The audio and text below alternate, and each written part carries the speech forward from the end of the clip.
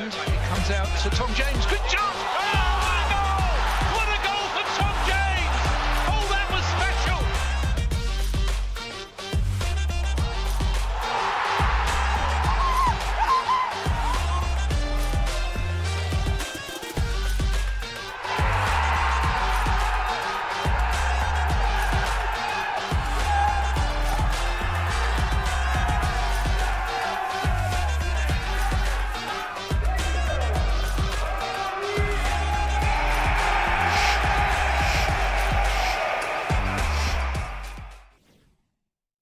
Well, good afternoon and welcome to Orient Live. The O's have made their way up to Burton Albion. They're looking to continue their fine form and make it 5 games unbeaten. Hopefully being able to pick up more points than we have in our last couple of games where we've been slightly unfortunate, but they're very good points to build off of. And we're bringing you every single second of the action here on Orient Live. And I'm delighted to be joined by Andrew Butler and Orient royalty Jabo Ibehre.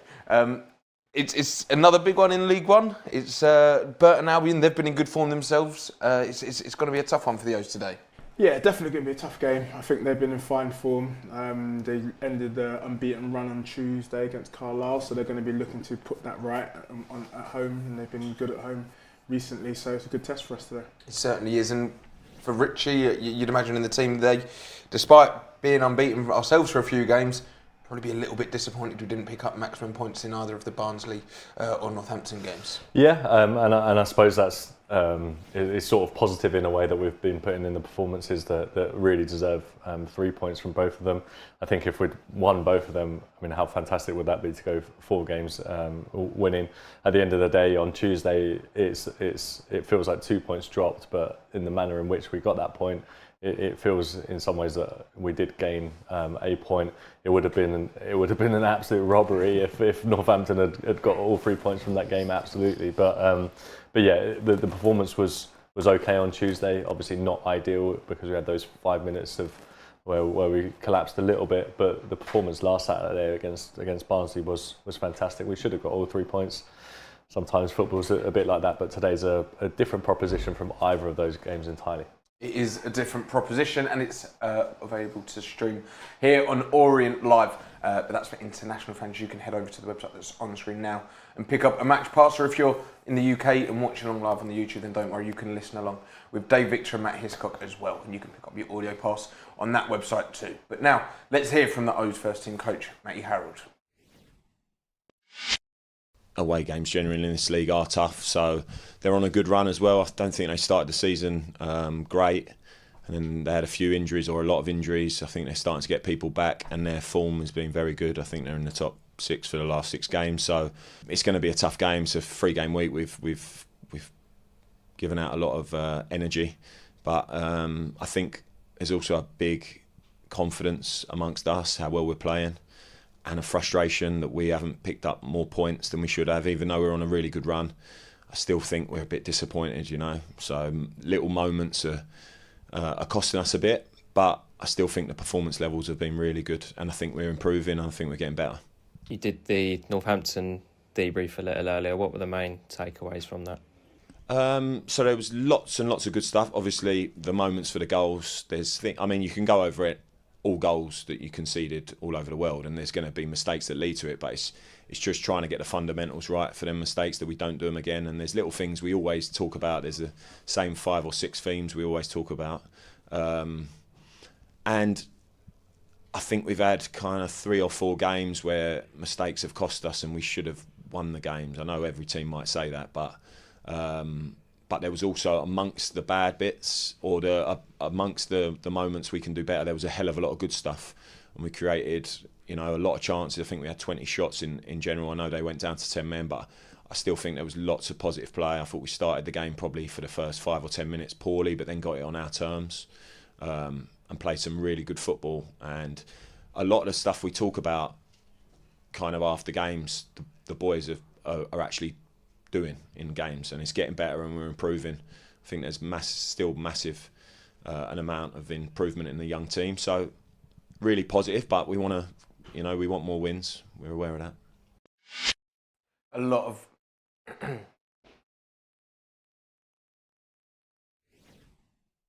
A lot of positives there from Matty Harold, and he's touching on the points where he's saying like they're picking up what they're talking about in training and delivering it in games, and you can see from the performances recently that they are a well-coached team and they're acclimatising to League One really nicely, aren't they? Yeah, they definitely are. I mean, the performance levels have been good. Even individual players are now stepping up to the level that you expect, and they're beginning to shine.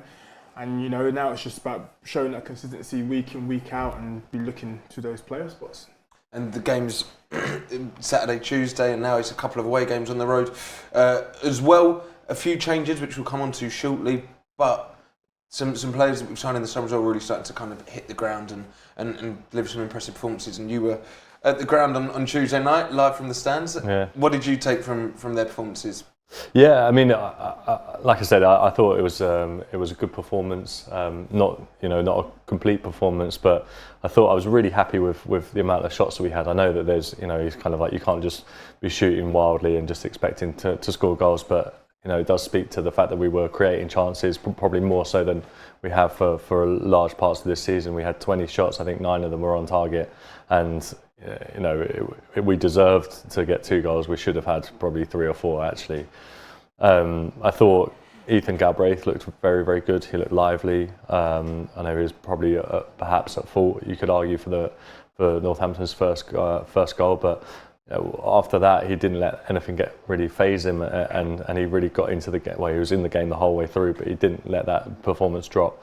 And then Jordan Graham, absolutely fantastic again. It's funny because he was he gave away the penalty as well for Northampton's second goal, but the way that he managed to turn it on in those last 20 minutes or so, there was a couple of Northampton fans after the game I was chatting to, and they couldn't believe that Jordan Graham was playing at this. They were saying like at this level, and they were just so impressed by him. But it was a very impressive performance. He was the man who was looking most likely to create anything, and eventually the goal did come. Which was a real relief. But there were some good performances, especially from those who've come from elsewhere in the summer. But really, it's this sort of time of season where if players aren't bedded into the squad, then you would start to worry. So it's good that they've been performing well, pretty much from the off, and long may it continue. Well, long may it continue indeed. And Jordan Graham keeps his spot after his impressive performance on Tuesday night against Northampton. And there's just the one notable change is Rob Hunt, who drops out of the squad that we believe is an injury, and Tom James replaces him. But here's the lineup in full, with number 1 Sol Bryn starting in between the sticks. We have number 2, Tom James. Number 5, Dan Happy. Number 8, Jordan Brown. Leading the line is number 9, Joe Piggott, alongside number 10, Ruel Sotirio. We have number 11, Theo Archibald. At the back, number 12, Brandon Cooper. Wearing the armband is number 15, Idris El Mazouni. Number 22, Ethan Galbraith. And finally, 24, that man, Jordan Graham. And on the bench for the O's, Sam Howes, Jaden Sweeney, George Moncur, Aaron Drynan, Shakai Ford and Darren Prattley also returned to the squad following his short injury. So similar seem to Tuesday night. You expect them to set up in the same way, Jabo. Rob Hunt, we think with a little injury, but he was fantastic on Tuesday night. But when you've got a player of Tom James's quality to step in, doesn't matter too much. It doesn't, and that's what the squad's for. And you've got a good quality squad there, so it's like a like for like. Both great players, but Tom James, we know what he can do, and he can strike a ball as well. So, no, I think the performance levels are good. The confidence is good in the camp. They should go and express themselves. They've got an unbeaten run to protect themselves. Throughout October they haven't been beaten, and if they win today, they go above Burton. So it's all to play for today. And we've improved defensively a lot in recent weeks and even months, as you mentioned, October. But to concede the two goals inside, I think 3 or 4 minutes on Tuesday night would have probably hurt the team a little bit. It was kind of managed. We didn't really look like conceding aside from that. They'll want to be or make sure that they maintain their defensive stability that they've shown in recent weeks for the full 90 minutes today. Yeah, of course. I mean, sometimes they always say there's the moments of the last 5 minutes of the first half, the first 5 minutes of the second half. That's where goals are normally scored and conceded. So we just have to make sure we're switched on. The concentration levels are high, and someone probably out there be just making sure, go on boys, everyone on it, everyone on it. Don't want a repeat of of Tuesday. But I'm sure they'll be fine. They're well drilled. Richie would have been into him in the week, and I think it'd be a good performance, but it'd be a tough game today. Let's take a look at some of the highlights from Tuesday night's game. You've said about the amount of shots we had. It was 19 shots and 7 of them on target. We had 565 passes, 200 more than Northampton, and 26 crosses into the box. We're looking free-flowing. Yeah, I mean, like I said, Ollie, earlier, that it would have been a complete robbery if Northampton had come away with all 3 points. We were by far and away the better team. We finally got over we finally got something from the game, but it was actually a very impressive performance. It was just those clear-cut opportunities. I can only think of a couple, probably Ruel Satiria's header in the second half, and actually that one from El Mazzuni that we just saw, which was the ones that you're like, actually we should be scoring that. I mean, that was Ruel's header, but it was a fine performance. Obviously not ideal to not get all 3 points, but creating opportunities. I mean, we've been on this stream a few years, Ollie, and we remember there was a period when we didn't have a shot on target for something like 7 games, and so to turn it around and actually look good in an attacking sense. I know that occasionally we'll talk about not scoring enough and maybe strikers not really nailing that number 9 shirt down, but it was good on Tuesday night that when we needed to attack, we did, and we didn't just kind of shrink away into the night and just go, this just isn't our night, and unfortunately we'll lose 2-1. We really hit back as soon as we went 2-1 down. I think the players were like, come on lads, we're not losing this game because we are so much better than Northampton. 26 crosses into the box, Jabo. A lot of that probably owing to our attacking 5 at the back or 3 at the back with Theo Archibald and Jordan Graham in the wing-back positions. But for the strikers, for the attackers to know you've got those 2 wing-backs that will be getting in that amount of crosses in the game, you would have thrived off of that as a striker. It's like buffet meal, you know what I mean? Like, you just want to be there, telling where to eat.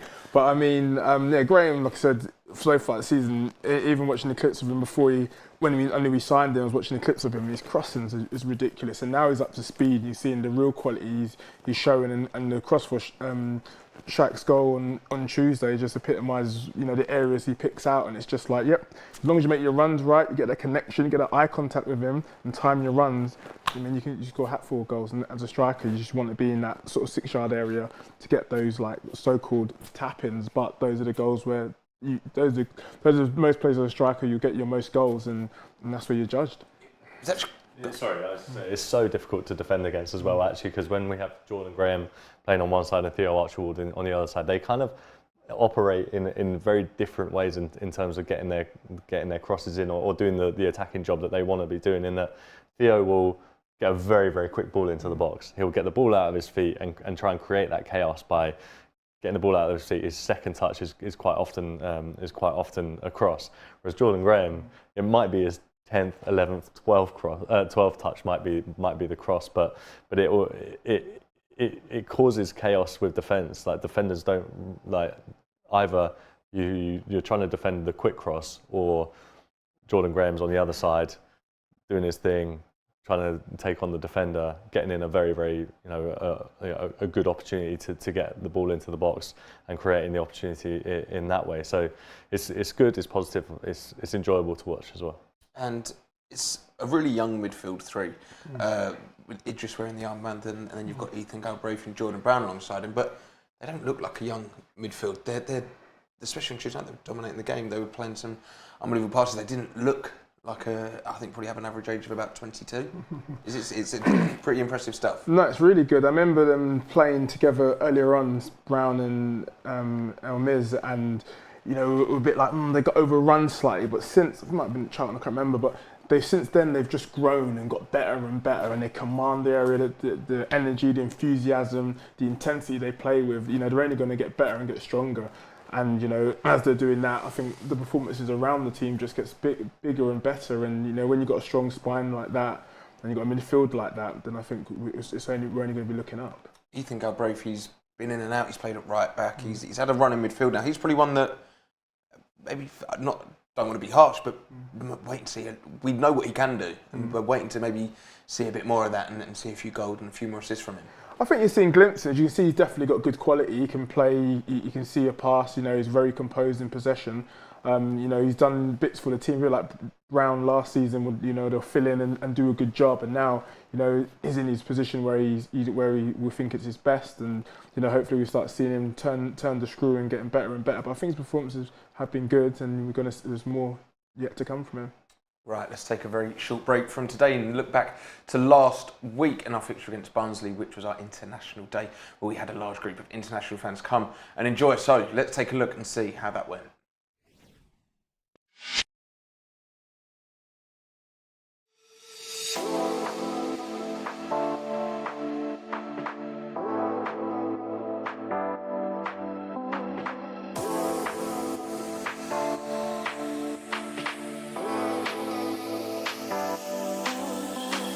Pass over to Robbie, he does a better job than me. First of all, welcome. You're in the sanctum in this bit. This is the dressing room, obviously, where the players. You've got two players, Omar and Darren. They're two of our more senior players. They're both in there. Darren's 38 and Omar's 31. So they're both out. They're both out injured today. So they're coming to do a little bit of work. You're not because of age. So they're coming to do a little bit of work with the physio. I go out onto the pitch yesterday, and the manager will put on what he's looking for his players to do today. Where I've come from the National League. This is our 7th season now. I'll come in when Nigel and Kent come in from the start. Well, I heard you scored a goal in the Premier League. I've got to go in the Premier League. There you go. So when these players start on me, Joe, I just say, show me your goal in your Premier League. I've also got a boy who's a professional footballer that always tells me he's better than me, and I say, show me your goal in the Premier League. You know, and then you can put a video on, and it's there. Don't hide it, can you? I don't really talk about it, it's a bit embarrassing. This was 9,200 today. They will have 1,500 here. Any questions? Brilliant. Enjoy your day, and I'll see you after the game. Yeah?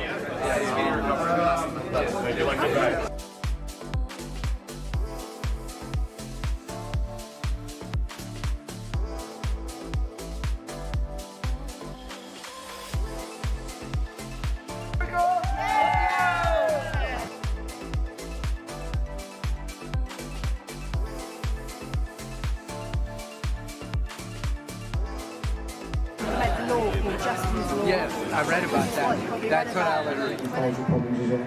Yeah, it's going to be a fascinating game because obviously we're at home.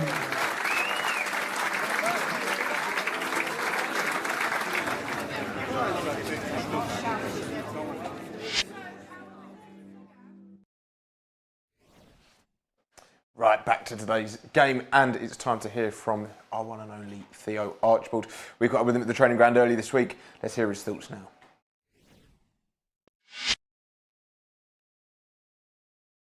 Theo, we're on a decent run at the moment. It's just one defeat in our last 8 league games. What's the mood like in and around the camp?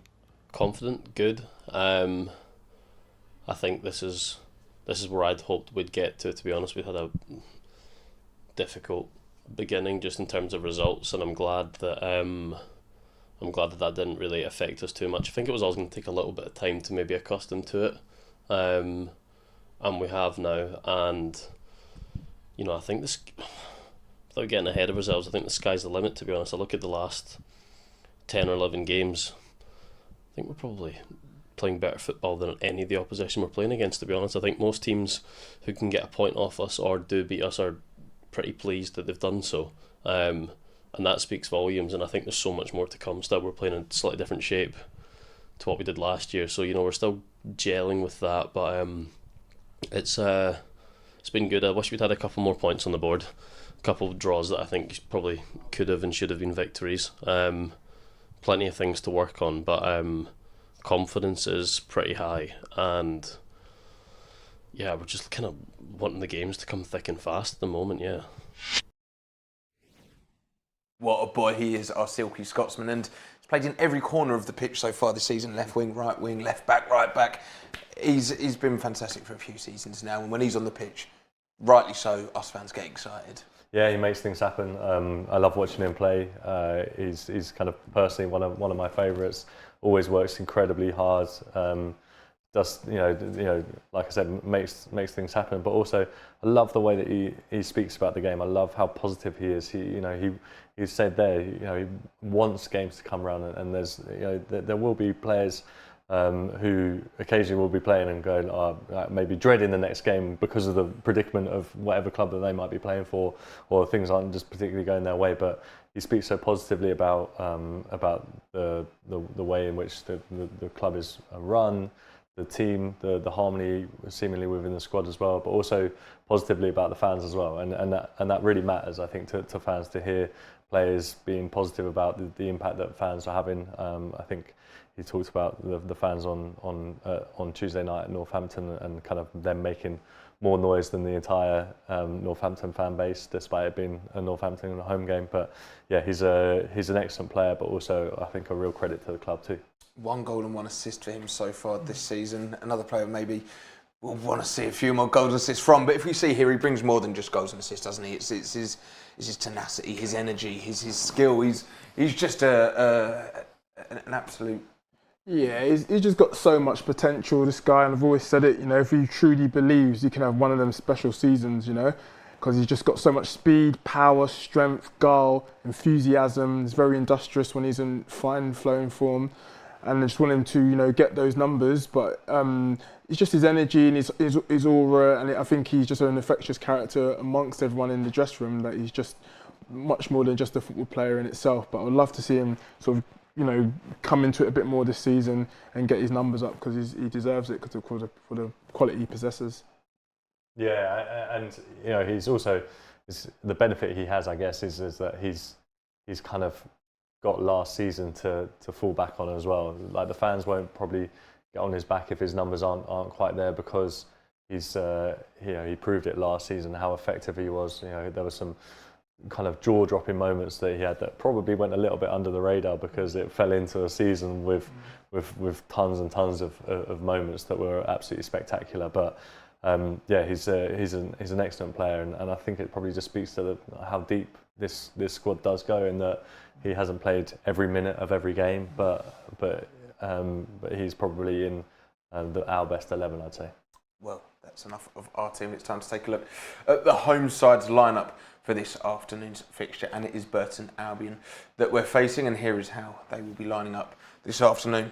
In goal, we have number 1, Max Crocombe. We have number 4 and the captain, Deji Oshilaja. Number 6, Ryan Sweeney. 7, Joe Powell. Number 12, Jasper Moon. Number 14, Josh Walker. Number 15, Beryl Lubala. Number 17, Mark Helm. 22, Jake Caprice. 25, Kieran Gilligan. And 37, Tom Hamer. And on the bench for the Albion is Jamal Blackman, Raheem Harper, Cole Stockton, Josh Gordon, Mason Bennett, Mustafa Carriol and Will Tayman. So there's how Burton will be lining up this afternoon, and we've touched on it briefly, but they have been in good form. A little slip against Carlisle on Tuesday night, but they're probably one of the form sides in the division. Yeah, I mean, they definitely are, and the manager, is a taskmaster. I remember when he was at Stevenage as assistant manager, he gets the players like really fit and on it, so they'll be up for it. He'll be barking at them this week to get back to winning ways, because they've set a little standard there, and they've been good at home as well. So, like I said, it's a tough test today, but one that we're more than capable to deal with. They've scored 16 goals in their they've scored 16 goals and conceded 19, so they might score, but they're there to be got at as well. But Andrew, we've scored 14 and 18, so I guess this game incredibly finely poised, in that their home form is 10th best in League One. Our away form is 10th best in League One, so it will be. I know that football isn't played on paper, but given it's 11th versus 12th today, it will be almost too close to call. But they are there to be got at. They don't keep many clean sheets at all. They've picked up their home form actually in recent weeks. They started quite poorly at the start of the season. They've got some real quality in there as well. Joe Powell in centre midfield, he's a fantastic player. Probably one of the best in League One so far this season. He's only one of 2 outfield players who's played every minute of Burton's league campaign as well so far this season. So he's certainly one to look out for. But also they've got the players like Mustafa Carriol on the bench, who actually hasn't got a goal or assist this season. But he's, I guess, talking about our squad and how deep that goes, Carriol's played 11 games so far this season, dropped to the bench because they're probably maybe a little bit off form, but is very good. Similarly, on their bench, Mason Bennett, a player who's played at a much higher level also. So there's quality in there. They're not entirely reliant on one particular player or a striker or anything like that. But they look like a well-drilled unit and will cause us problems today.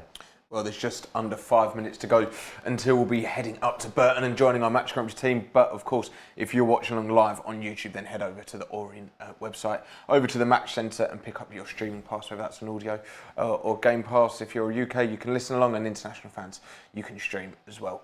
And now let's remind ourselves of how the O's are going to be lining up as we face Burton Albion. So in goal for Leyton Orient is number 1, Sol Bryn. We have number 2, Tom James, 5, Dan Happy, and 12, Brandon Cooper. They're starting in the centre-back positions. Our first wing-back spot out on the right is number 24, Jordan Graham. Then in the midfield, we have number 8, Jordan Brown, the captain, 15, Idris El Mazouni, and 22, Ethan Galbraith. In at left wing-back is number 11, Theo Archibald. And then our 2 strikers, number 10, Ruel Sotiriou, and number 9, Joe Pigott. And on the bench for the O's is Sam Howes, Jaden Sweeney, George Wonker, Aaron Drynan, Shakai Ford, and Darren Pratley. Now, let's look at the strikers there, because we always talk about it whenever we're on the stream, Andrew, about that want for goals. And Ruel's really been picking up and scoring some goals this season. If he continues, he'll pick up a really good tally this season, and he's playing nicely with Joe Pigott, but I'd like to maybe see them both link up a little bit more and hit the back of the net a bit more as well. Yeah, for sure. I mean, the connection they've had in recent games, especially at Carlisle, I thought they were both fantastic, and I like the way they both changed position. The defence couldn't read that, and I think they're getting a nice chemistry up there, and it'd be nice for them to both have one dominant performance where they both score and get on the score sheet. That'd be awesome. But I think in recent weeks they're showing that they're a real live, like a bit of a genuine threat now. And you want to see one person just take the lead and become like the main man. Hopefully that will materialise as the season goes on. Joe Pigott's looked a bit more confident with Ruel playing a bit further up, and Ruel started the season in that 10 role. But it feels like they're more of a strike partnership now, doesn't it, with Ruel getting slightly further off and playing off of Pigott, and it's a nice balance. Yeah, and it's also just important to have just more than one man there in the box. When we were talking about Theo Archibald and Jordan Graham and the threat there, they provide from the wide areas. Now look, you need to have people in there, and if Joe's not there, then Ruel should be there. If Ruel's not there, then Joe should be there too. So long may it continue that they both get in and amongst it. If they can put the ball in the back of the net, that'll be fantastic. Well, it's time to hopefully bring you some goals, and the players are making their way out onto the pitch. So let's hand over now to Dave Victor and Matt Hiscock.